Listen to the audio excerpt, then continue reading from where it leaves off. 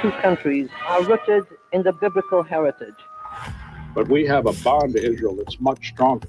It's a moral commitment. It was created to fulfill the long-standing dream of the Jewish people to return to the home of their biblical origins. What if I told you that Israel owns American politicians? You'll see this in this exhibit. It's undeniable. Come, let us declare in Zion the word of God. The founders of my country saw a new promised land. America's commitment to Israel's security is rock solid and unwavering. Jerusalem will be the capital of Israel, and I have said that before, and I will say it again. I recognized Jerusalem as the capital of Israel. It matters not if they are Democrat and or Republican. The Israeli government, the Israeli lobbyists on American politicians allow this to continue. Need not be a Jew to be a Zionist. I am a Zionist. You need not be a Jew to be a Zionist. This is what Joe B said back in the day. And again, he is egregious, as well as all the other ones who were up there talking. They are not American first, and it's coming out that Trump has been compromised as well. I voted for him partly because of his American first policy on Israel. When it comes to Israel, Israel dominates and supplants America first policy when it comes to their engagement in foreign wars and the bending of the knee of the president and the Congress of the United States when it comes to Israel. Allow them to continue. America's relationship with Israel is as old as the foundation of the state in 1948. No political movements, no global developments, and no foreign governments or individuals have been able to derail Washington's ironclad support for Israel. But why is this the case? Let me explain something about what is called the Jewish lobby in this country.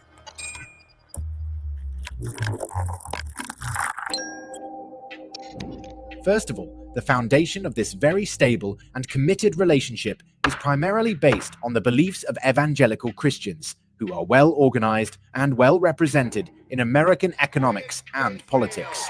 We stand with Israel. Listen to that right there. And the key to this is this. Most of these individuals who say they stand with Israel, the ones who claim Christianity, which most of our politicians do, they claim Christianity, but yet support a nation and a religious ideology that says that Jesus is burning in excrement for eternity. This is what the Jewish Talmud says about Jesus. And these individuals who are or claim to be Christian still hollers that Israel, it is a Jewish state, a state that doesn't believe in Jesus. I'm not religious at all, but I understand that this is a total conflict of interest. So what is the power behind individuals who are not Christian that have control over the Christian politicians and the fact that the government that we're supporting in Israel, the citizenry, the Jewish government, in their book, their holy book, their religious book, the Talmud, speaks so horribly of Jesus and don't see Jesus as the Son of Man, don't see Jesus as God at all. But they have the unwavering support of all these Christians. Make some sense. They believe that a Jewish state must be established on the promised land in order to ensure the second coming of Jesus Christ in accordance with one of the altered versions of the Bible. the special relationship between the US and the soon-to-be state of Israel became official in 1918, when then US President Woodrow Wilson announced his support for Britain's Balfour Declaration, which led to the creation of a Jewish state in the land of Palestine. May 1948, just 11 minutes after the declaration of the foundation of the State of Israel, the US became the first state to recognize Israel.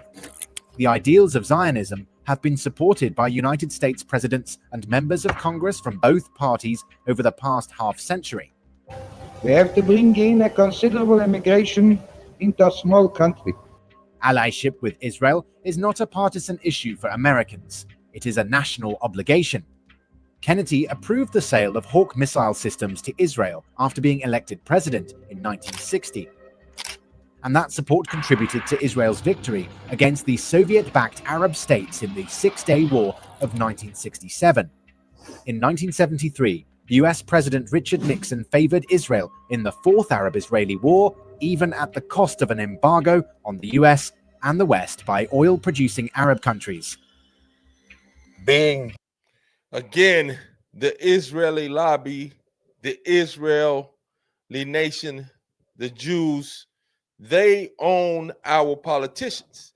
And you heard in that clip that the Christians who are delusional, by all means, think that the coming back of Jesus is going to land in Palestine, in Israel, and that's where he's coming back, to a state that doesn't even recognize him as being God. It makes no sense. The religious delusion of these Christians who support the Israeli government, etc., makes absolutely no sense. And their reasoning is asinine. Again, all this comes from a book that is written by men. Every book on this planet, religious or not, is the work and the writings of men. Nothing on paper, nothing written in any of these books are the written words of a God, any God of any religion. This is all written words of men, and we must come to understand that. And you see how the Israel and the Jews have a control over our American government. Now, let me state this so that you don't throw out that term anti-Semitism, because I'm not. What I am saying is they have been our welfare child for 75 years, $4 billion in aid nearly each year now. And it's went on for 75 years. While Americans are getting programs cut left and right, Israel still gets $4 billion a year and all other types of aid, and the security of America backing them in any illegal war that they engage in, the murder, the destruction of nation and peoples, men, women, and children. And this is not to say that Iran is no place on the earth has a government that is worthy to be held in high esteem for morality.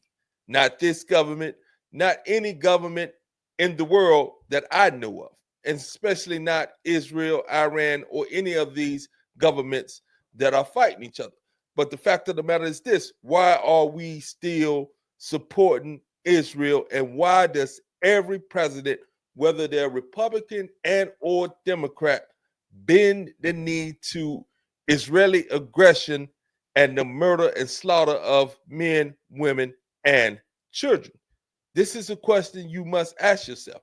And since this is supposed to be a Christian nation, how are you back in a nation that don't even see your God, Jesus, as being anything dealing with God? And they disrespect Jesus by saying that he's burning in excrement, meaning he's burning in poop. He's burning in shit. This is what they say in their book, the Talmud. All you got to do is do a little bit of research. Again, it's amazing.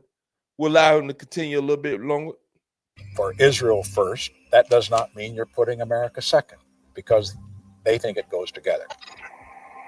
Carter's advocating for full autonomy for Palestine at the Camp David talks caused the Israel lobby to withdraw its support of Carter, and that might have cost him his presidency.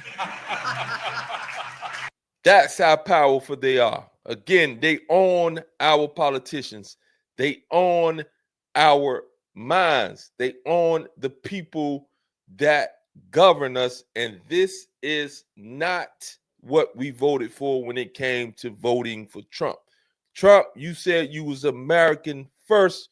You are Israel first when it comes to bending the knee to whatever Netanyahu wants to do and cloaking it in this lame, worn out rhetoric. If you don't do something, America is going to suffer. Same stuff you said about Iraq, same stuff you said about Syria, same stuff you said about Libya. You destroyed those countries, and those countries are a hot mess right now. And it only fosters more hate for American citizens like myself. This government has been taken over and has been taken over by Israeli lobbyists, and Israel is the true owner of our politicians. Netanyahu is the real president of the United States. Donald Trump has bowed his knees, and I am not in alignment with that. Although I am in alignment with a few things that Trump is doing, he showed his true colors by bowing his knee and being forced to get into these wars that he condemned when it came to the Iraq war, forcing wars, these foreign wars, changing regimes, all this stuff that he said that he wasn't with. Now all of a sudden he is with it because Israel has said so. Again, if you like the video, please like, subscribe, and comment. Remember, I have a fitness channel. The link will be in the description. Again, like, subscribe, comment. Have a beautiful day. Sending you peace and always love.